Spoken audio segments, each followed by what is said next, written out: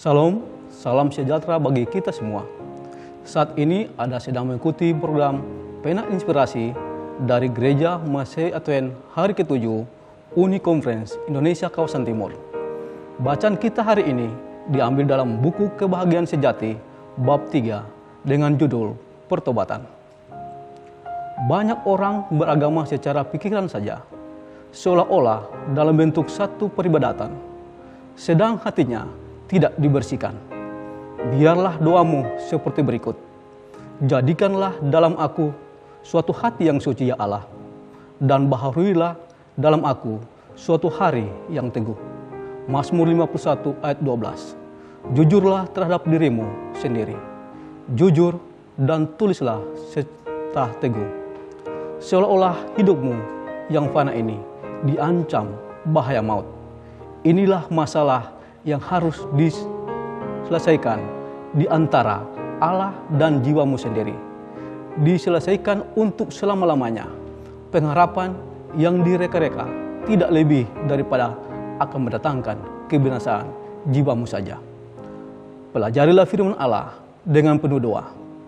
Firman itu menampilkan kehadapanmu hukum Allah dan kehidupan Kristus. Prinsip-prinsip besar mengenai kesucian tanpa kesucian itu. Tiadalah seorang pun dapat memandang Tuhan. Ibrani 12 ayat 14. Ia meyakinkan kita dari hal dosa. Dinyatakan dengan jelas keselamatan itu. Dengarkanlah baik-baik padanya, seperti suara Allah yang berbicara kepada jiwamu. Jikalau engkau melihat jahatnya dosa itu, dan jika engkau melihat dirimu sebagaimana adanya, janganlah putus asa. Kristus telah datang untuk menyelamatkan orang-orang yang berdosa. Kita tidak menamaikan Allah kepada kita, tetapi kasih yang maha ajaib, Allah di dalam Kristuslah yang telah memperdamaikan isi dunia ini dengan dirinya sendiri. 2 Korintus 5 ayat 19. Dengan kasih dibujuknya hati anak-anaknya yang telah tersesat.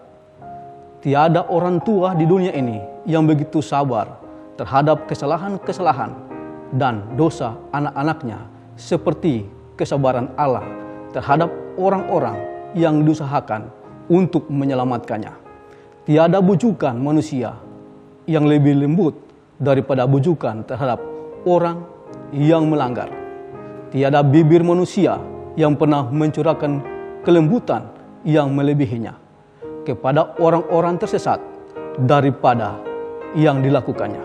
Semua janji-janjinya, peringatan-peringatan yang diberikannya, semata-mata pernyataan kasih yang tidak terucapkan.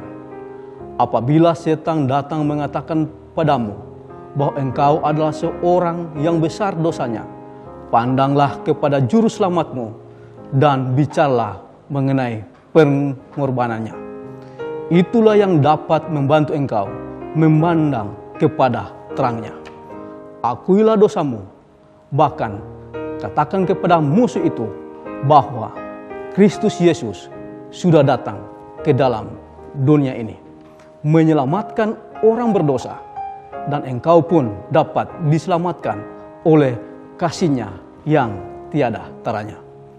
1 Timotius 1 ayat 15. Yesus pernah menanyakan kepada Simon sebuah pertanyaan tentang dua orang yang berpiutang. Salah seorang di antaranya berhutang kepada majikannya uang sejumlah kecil, sedangkan yang seorang lagi berhutang padanya dengan jumlah yang besar. Tetapi majikannya menghapuskan utang kedua-duanya. Dan Kristus menanyakan siapakah dari antara keduanya yang lebih dikasihi majikannya? Lalu jawab Simon, orang yang dilepaskannya dari utang yang terlebih banyak itu. Lukas 7 ayat 43. Kita adalah orang-orang yang berdosa besar, tetapi Kristus telah mati supaya kita dapat diampuni. Jasa pengorbanannya cukup lengkap. Dihadapkan kepada Allah Bapa demi kepentingan kita. Orang-orang yang paling banyak mendapat keampunan daripadanya akan paling mengasihi Dia pula, dan akan berdiri dekat sekali ke taktanya untuk memuliakan Dia karena kasih-Nya yang amat besar serta pengorbanannya yang tiada taranya. Kalau kita betul-betul memahami kasih Allah, maka kita pun akan menyadari jahatnya dosa itu.